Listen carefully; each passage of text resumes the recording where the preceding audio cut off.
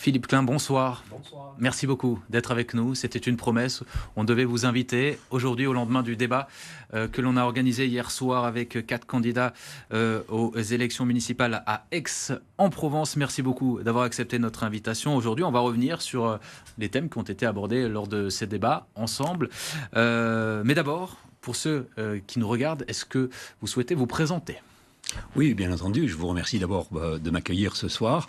Et puis, vous dire que oui, je suis un Provençal depuis plusieurs générations, parce que mon nom ne révèle pas obligatoirement que je suis un étudiant à la fac de droit et que je tombe amoureux de cette ville, bien entendu. Je prête serment, je deviens avocat, je défends des milliers d'Aixois. Je suis confronté à de grosses affaires économiques.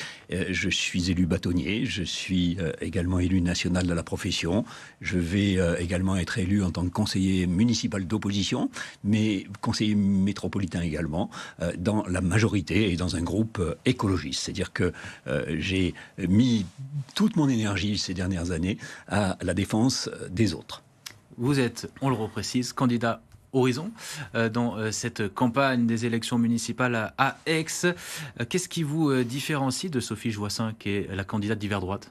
Ah bah écoutez, moi, il y a beaucoup de choses qui me différencient, pour la bonne et simple raison que, en ce qui me concerne, je ne suis pas de gauche. Je ne suis pas favorable à l'augmentation des impôts ou à l'augmentation des fonctionnaires. Sophie Joissaint, elle est de gauche pour vous ? Je ne m'appelle pas Sophie Joissaint et je n'ai donc pas un lourd héritage à porter avec moi. Je ne suis pas non plus d'extrême droite et surtout pas populiste. Je suis un homme politique relativement récent, mais en même temps aguerri, et je suis à la disposition des Aixois. J'ai entendu que tous les Aixois souffrent de ne pas être écoutés.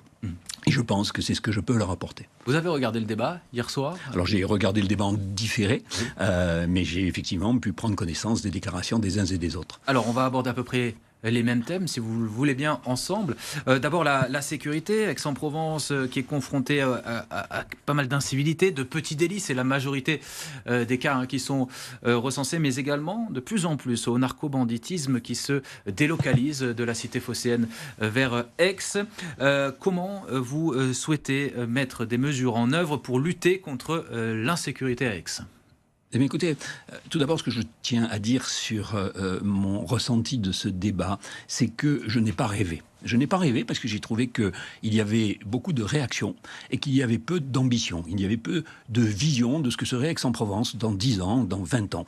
Et ça c'est une différenciation de mon programme, de ma proposition pour la gouvernance ou pour les mesures que je peux prendre. La deuxième chose, c'est que lorsque je fais des promesses, je les tiens. C'est-à-dire que je ne vais proposer que ce qui est réalisable par le maire. Et en matière de sécurité, pour répondre plus directement à votre question, je crois qu'effectivement la sécurité, qui est un problème principalement d'État, a pour corollaire l'insécurité dont vous parliez tout à l'heure. Et l'insécurité, elle est à la main du maire. Et je souhaite, par conséquent, avoir des interventions sur cette insécurité, notamment parce que le maire a la possibilité de faire des rappels à l'ordre, a la possibilité de lutter contre le narcotrafic en s'intéressant aux consommateurs, alors que les narcotrafiquants, eux, sont l'objet d'une surveillance précise par des unités très spécialisées, que l'insécurité, c'est un sentiment, c'est quelque chose de subjectif.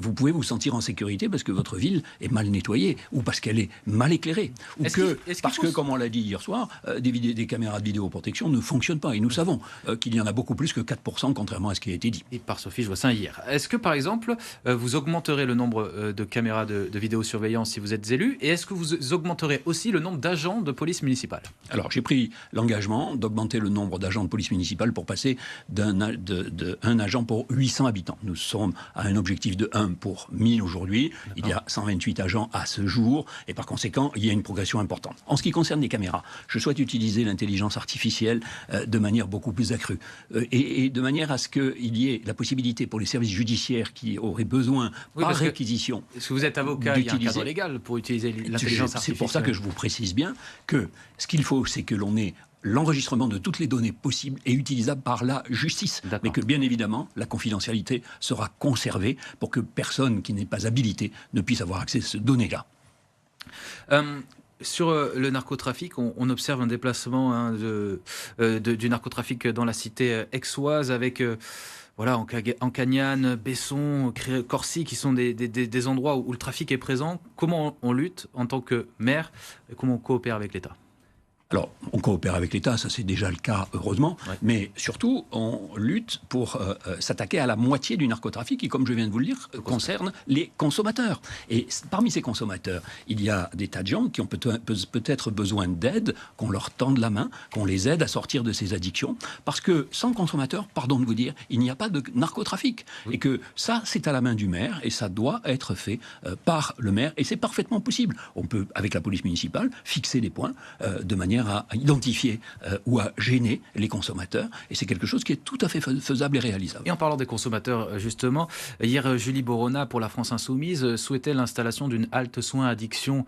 Est-ce que ce serait quelque chose que vous mettriez en place, vous aussi, en tant que maire ? Écoutez, je suis plus ambitieux que ça, parce que moi j'ai proposé qu'on fasse un hôtel de sécurité dans lequel on regrouperait également des services médicaux et des services infirmiers pour pouvoir traiter non seulement les addictions, mais également tous les problèmes de santé mentale que l'on peut rencontrer et qui sont une autre source d'insécurité. Donc voilà un programme beaucoup plus ambitieux que cela.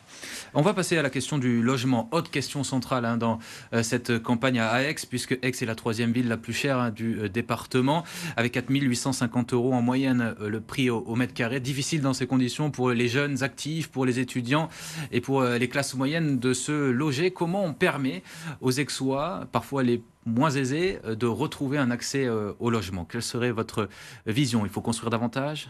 Encadrer les loyers ?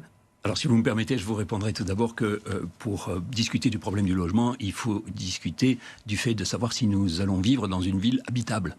Pour la bonne et simple raison que, d'un point de vue environnemental et d'un point de vue du réchauffement climatique, Aix-en-Provence est placée comme étant la 2e ville la plus chaude du sud de la France dans les prochaines années. Et par conséquent, j'ai un programme extrêmement ambitieux de faire d'Aix-en-Provence la ville la plus avancée dans la lutte contre l'adaptation au réchauffement climatique. Et ça, c'est indispensable, car si vous ne pouvez plus habiter parce qu'il fait 40 degrés, on a résolu tous les problèmes de mobilité, on a résolu tous les problèmes de sécurité, on a résolu tous les problèmes de logement, puisqu'il n'y aura plus personne qui habitera à Aix-en-Provence. Et actuellement, et pendant les dernières décennies, rien n'a été fait en ce sens, sauf l'accroissement des points chauds, comme les places extrêmement minérales que nous connaissons à Aix-en-Provence, et comme l'inadaptation des logements, effectivement, parce que ça n'a pas été prévu. Et on sait que c'est dur de rénover énergétiquement à Aix-en-Provence, on en a parlé hier pendant le débat, il faudrait faciliter le moyen de rénover énergétiquement tous les bâtiments, qui sont des bâtiments anciens. Et donc il y a une discussion à avoir, par exemple, dans le centre-ville historique avec la DRAC, avec les architectes des bâtiments de France, pour qu'il y ait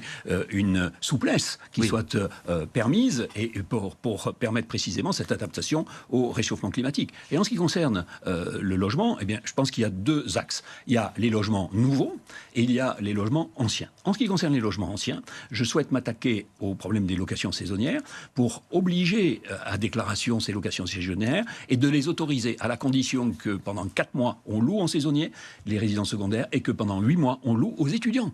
Pour la bonne et simple raison qu'on va pouvoir faire une occupation d'un même appartement, d'un même logement, ce qui va libérer des logements pour les jeunes qui rentrent précisément dans la vie active et que je pense ça peut libérer. Il y a un problème également de logements sous-utilisés à Aix-en-Provence. Il y a beaucoup de résidences qui sont très importantes en mètres carrés et dont les couples, par exemple, qui les habitent, eh bien, ont les enfants qui sont partis. Et je pense qu'on peut les aider. Et il y a les logements vacants. Et je créerai une cellule pour aider tous les gens qui ont des logements vacants, qui ont des difficultés, soit pour louer parce qu'ils ont peur de ne pas être payés, soit pour tout simplement gérer, soit pour faire des travaux de rénovation qui pourront être adaptés au réchauffement climatique.